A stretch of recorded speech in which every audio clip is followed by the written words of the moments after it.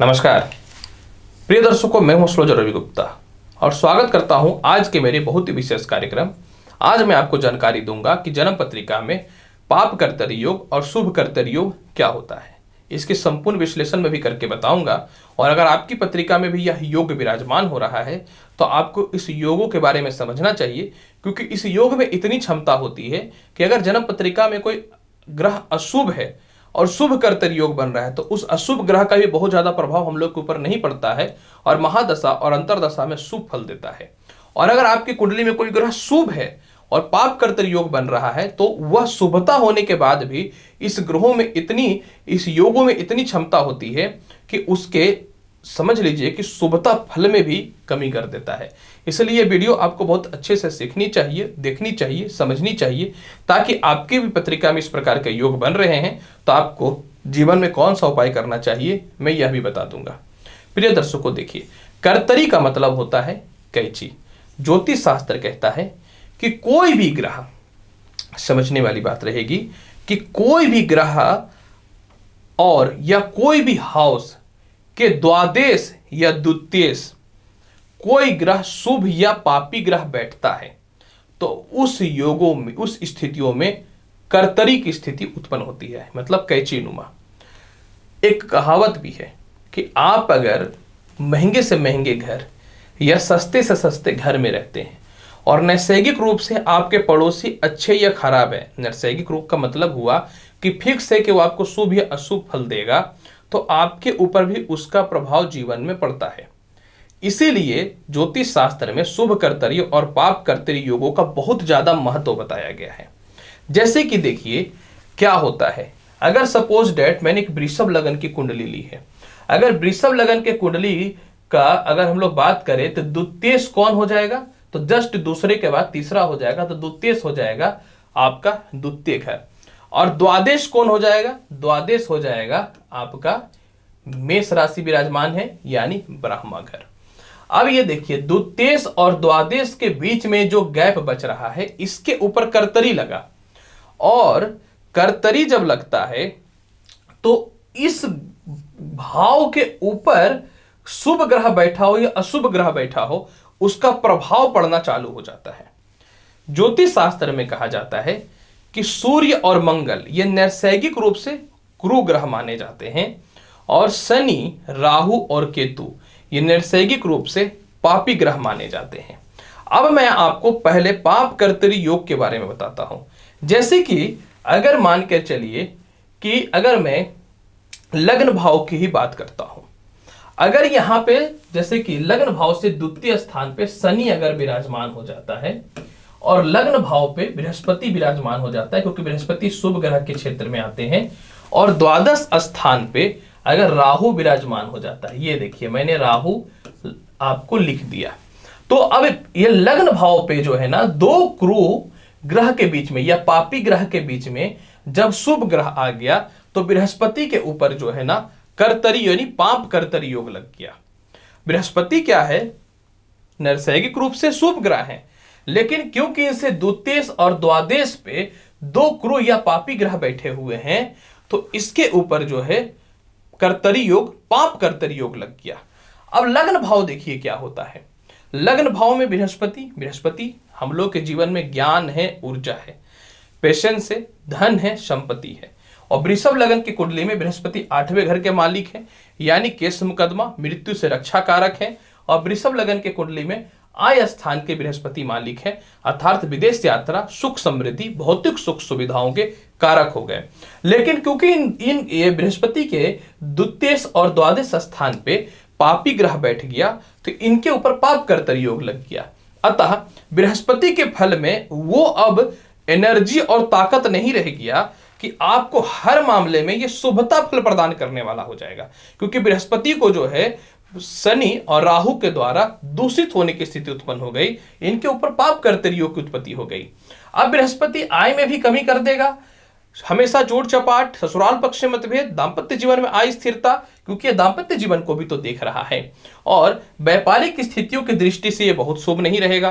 और बृहस्पति के ऊपर जो है पाप कर्तरी योग बन जाने के कारण आपकी मानसिक स्टेबिलिटी और इसके अलावा जो है आपके सोचों में थोड़ा सा ये गिरावट की स्थिति को उत्पन्न कर देगा।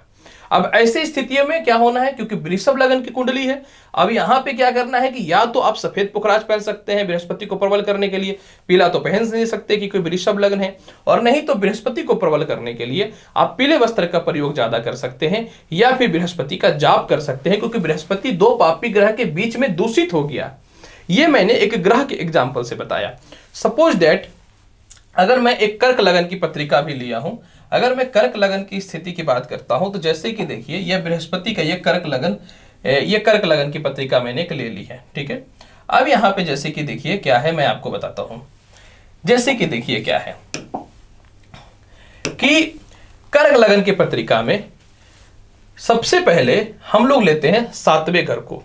7वां घर क्या होता है हम लोगों के जीवन में? 7वां घर जो होता है हम लोगों के जीवन में वैवाहिक जीवन को रिलेटेड करता है।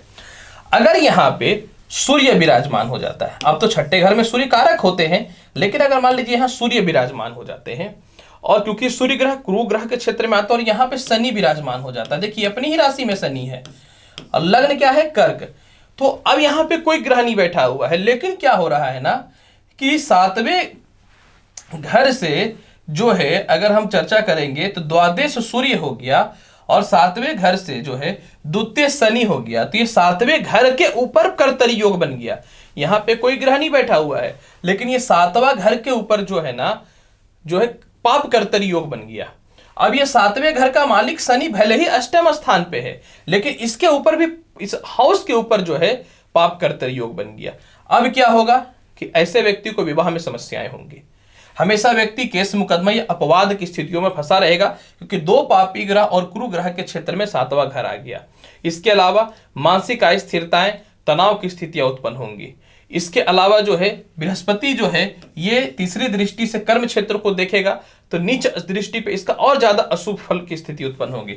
अगर मैं एक एग्जाम्पल और आपके समक्ष प्रस्तुत कर देता हूं, सपोज डेट अगर हम लोग कर्म क्षेत्र की स्थिति को मानते हैं, तो कर्म क्षेत्र से यानी 10वें घर से जो है द्वितीय कौन हो जाएंगे? 11वें घर में। यहां पे अगर मंगल विराजमान हो जाता है, और यहां पे अगर हम लोग राहु को ही विराजमान कर देते हैं, तो अब क्या होगा कि 10वें घर से द्वितीय कौन हो गया? 11वां घर, और 10वें घर से द्वादश कौन हो गया? भाग्य यानी 9वां घर। तो अब क्या होगा कि यहां पे सपोज डेट अगर हम लोग शुक्र को विराजमान कर देते हैं, शुक्र शुभ ग्रह के क्षेत्र में आते हैं, तो अब ये शुक्र के ऊपर जो है ना पाप कर्तरी योग लग गया, क्योंकि शुक्र के जो आसपास जो आगे और पीछे के ग्रह हैं वो पापी और क्रूर ग्रह हैं, तो शुक्र के ऊपर जो है पाप कर्तरी योग लग गया। अब शुक्र कुंडली में 4th स्थान के अधिपति हैं और आय स्थान के अधिपति हैं, तो इनको नौकरी में समस्याओं का सामना करना पड़ेगा, दशा में भी उतना अच्छा फल नहीं दे पाएगा ये। उसके बाद फिर जो है बड़े भाई बहनों से तालमेल खराब करेंगे, संपत्ति स्थान पर दृष्टि पड़ने के कारण माता का स्वास्थ्य स्टेबल नहीं रह पाएगा, खुद घरेलू प्रॉपर्टी में बाधाएं उत्पन्न होंगी, विदेश यात्राओं में दिक्कत होगा, पिता से तालमेल खराब होंगे, सीनियर अधिकारियों से मतभेद खराब होगा। ये सभी पापी ग्रह पाप कर्तरी योग के कारण होता है। इसीलिए कई बार ग्रह तो शुभ होते हैं, लेकिन अपनी महादशा में शुभ फल नहीं दे पाते, क्योंकि कर्तरी योग बन जाता है। अब मैं आपको शुभ कर्तरी योग के बारे में बताता हूं। जैसे कि देखिए इसमें भी मैंने 2 कुंडली का एग्जांपल ले लिया, एक मेष लगन की कुंडली और एक सिंह लगन की कुंडली ले ली। अब जैसे कि देखिए नैसर्गिक रूप से सूर्य, मंगल, शनि, राहु और केतु को छोड़ के अन्य ग्रह शुभ ग्रह के क्षेत्र में आते हैं। जैसे कि मान के चलिए अगर हम लोग बात करते हैं चौथे घर की ही चर्चा करते हैं, अगर यहाँ पे बृहस्पति विराजमान हो जाते हैं, और यहाँ पे अगर मान करके चलिए कि सपोज डैट अगर चंद्रमा विराजमान हो जाते हैं, ठीक है, और यहां पे शनि बैठा हुआ है। अब यहां पे देखिए यहां पे शनि बैठा हुआ है। अब क्या हुआ कि शनि तो ऐसे चौथे घर में सुफलदायी बहुत ज्यादा नहीं रहेंगे, क्योंकि ये पापी ग्रह हो गए। मेष लगन में शनि सुफलदायी नहीं होंगे, परंतु शनि से द्वादश यानी तृतीय घर, यानी चतुर्थ स्थान से द्वादश तृतीय घर, और चतुर्थ स्थान से द्वितीय पंचम स्थान पे 2 शुभ ग्रह बैठे हुए हैं।